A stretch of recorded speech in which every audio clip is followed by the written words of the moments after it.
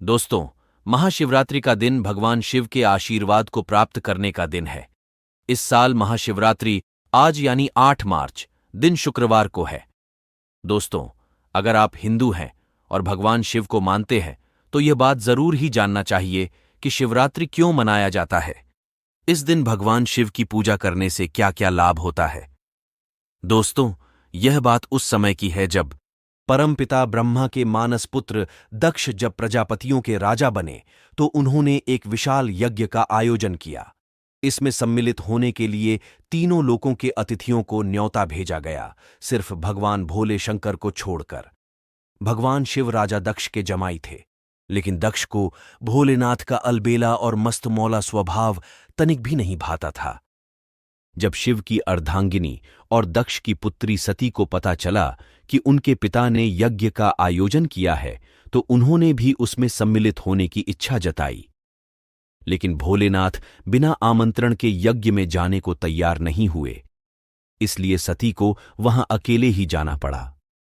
वह जैसे ही सभागृह में पहुंची, उन्हें शिव निंदा सुनाई दी। सती को देखकर भी उनके पिता नहीं रुके, वह शिव की बुराई करते रहे। सती ने अपने पिता को समझाने का प्रयास किया, लेकिन राजा दक्ष ने उनकी एक न सुनी। सती अपना और अपने पति का अपमान सह नहीं पाईं और वह यज्ञ स्थल पर बने अग्निकुंड में कूद गईं। भगवान शिव के सभी 12 ज्योतिर्लिंग कहाँ स्थित हैं?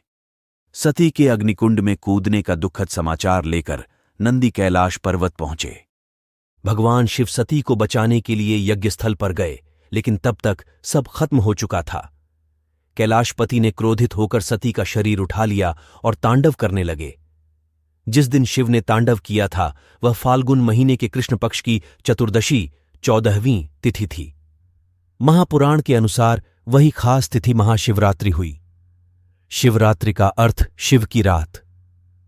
शास्त्र के अनुसार हर सोमवार का दिन शिव की पूजा के लिए उपयुक्त है। हर महीने के कृष्ण पक्ष की चतुर्दशी तिथि शिवरात्रि होती है। फाल्गुन में महीने में वही खास तिथि महाशिवरात्रि हो जाती है। महाशिवरात्रि के दिन देश के 12 ज्योतिर्लिंगों में शिव भक्तों का जमावड़ा लगता है। इनके नाम हैं सोमनाथ, मल्लिकार्जुन, महाकालेश्वर, ओंकारेश्वर, केदारनाथ, भीमशंकर, विश्वेश्वर, त्र्यंबकेश्वर, वैद्यनाथ, नागेश्वर, रामेश्वर और घृष्णेश्वर। हिंदू शैव संप्रदाय वालों के लिए यह सबसे बड़ा धार्मिक अनुष्ठान है। दुनिया के सभी शिवालयों में इस दिन अंधकार और अज्ञानता को दूर करने का संकल्प लिया जाता है। दिन भर उपवास रखकर शिवलिंग को दूध, दही, घी, शहद और गंगाजल से स्नान कराया जाता है। शिव पुराण के अनुसार इसी रात शिव और पार्वती का विवाह हुआ था। इसका मतलब हुआ शिव और शक्ति या फिर पुरुष और आदिशक्ति यानी प्रकृति का मिलन। एक और मान्यता है कि इसी दिन ब्रह्मांड की रचना हुई थी। सती के शोक में भगवान शिव गहन समाधि में चले गए, ध्यानमग्न हो गए। उनके ध्यान को कोई तोड़ ही नहीं पाता। भगवान विष्णु और ब्रह्मा भी सारे जतन करके हार गए। सृष्टि का संचालन भी बाधित होने लगा। देवतागण की समझ में नहीं आ रहा था कि भगवान शिव का ध्यान तोड़ने के लिए क्या जाए। दूसरी तरफ हिमालय की बेटी के रूप में सती का पुनर्जन्म होता है। उनका नाम रखा गया पार्वती। पार्वती शिव को पाने के लिए कठिन तपस्या करती है। पहले तो शिव ने पार्वती को तपस्या करने से रोक दिया, लेकिन अन्य देवताओं के सहारे पार्वती भगवान शिव का मन जीत लेती हैं।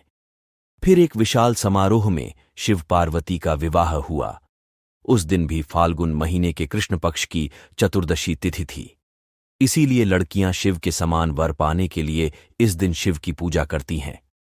मध्यकालीन इतिहास से पता चलता है कि संसार की मंगल कामना के लिए लड़कियां, विवाहित विधवाएं, सभी स्त्रियां शिवरात्रि का व्रत करती हैं। इसका मतलब यह नहीं कि शिवरात्रि सिर्फ स्त्रियों के लिए है।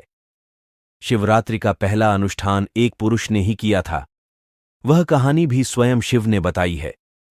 शिव पुराण के अनुसार पुराने जमाने में काशी यानी आज की वाराणसी में एक निर्दयी शिकारी रहता था। उसे धर्म कर्म से कुछ लेना देना नहीं था। उसका रोज का काम ही पशु हत्या थी। एक दिन वह शिकार करने के लिए जंगल गया और रास्ता भटक गया। शाम घेर आई। जंगल के जीव जंतुओं के डर से वह एक पेड़ पर चढ़ गया। दिन भर कुछ खाने को नहीं मिला था। वह डाली पर बैठे बैठे पत्ते तोड़कर नीचे फेंकने लगा। वह बेल का पेड़ था। पेड़ के नीचे एक शिवलिंग था। शिकारी को इस बारे में कुछ पता नहीं था। वह दिन था शिव चतुर्दशी यानी महाशिवरात्रि। बाद में जब शिकारी की मृत्यु हुई, अब शिवदूत और यमदूत के बीच विवाद हो गया। शिवदूत उसे अपने साथ ले जाना चाहते थे तो यमदूत अपने साथ। कोई छोड़ने को तैयार नहीं। अंत में विवाद निपटाने यमराज पहुंचते हैं। शिवदूतों ने जब कारण बताया तो यमराज ने उनकी बात मान ली। कहा जाता है कि अगर कोई विधि विधान से शिव चतुर्दशी का पालन करता है तो उसे यमलोक नहीं जाना पड़ता, उसे स्वर्गवास या मोक्ष मिलता है। इसीलिए हजारों वर्षों से शिव चतुर्दशी और शिवरात्रि मनाए जाने की परंपरा चली आ रही है।